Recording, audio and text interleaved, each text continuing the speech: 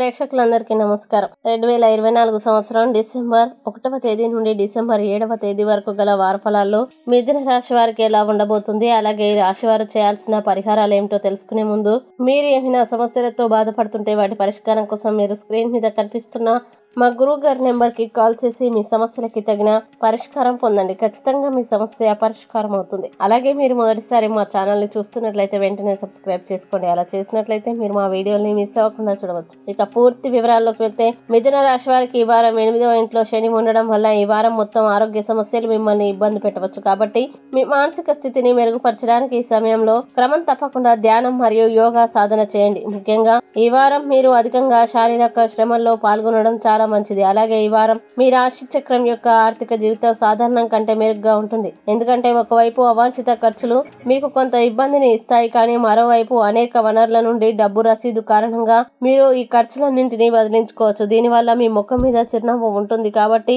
ఈ శుభ సమయాన్ని సద్వినియోగం చేసుకోండి. అలాగే ఈ వారం మీరు మీ దేశీయ బాధ్యతల్ని బాగా చూసుకోవాలి. ఎందుకంటే మీరు ఏ కారణం చేతనైనా వారిని విస్మరిస్తే మీరు కోరుకోకపోయినా మీ కుటుంబ సభ్యులపై ఆగ్రహం వ్యక్తం చేయవచ్చు. ఇంకా ఈ వారం బహిరంగ ప్రదేశాల్లో ఎవరినైనా వేధింపులకి గురి చేయకుండా ఉండండి, లేకపోతే మీరు గొడవకి గురవుతారు.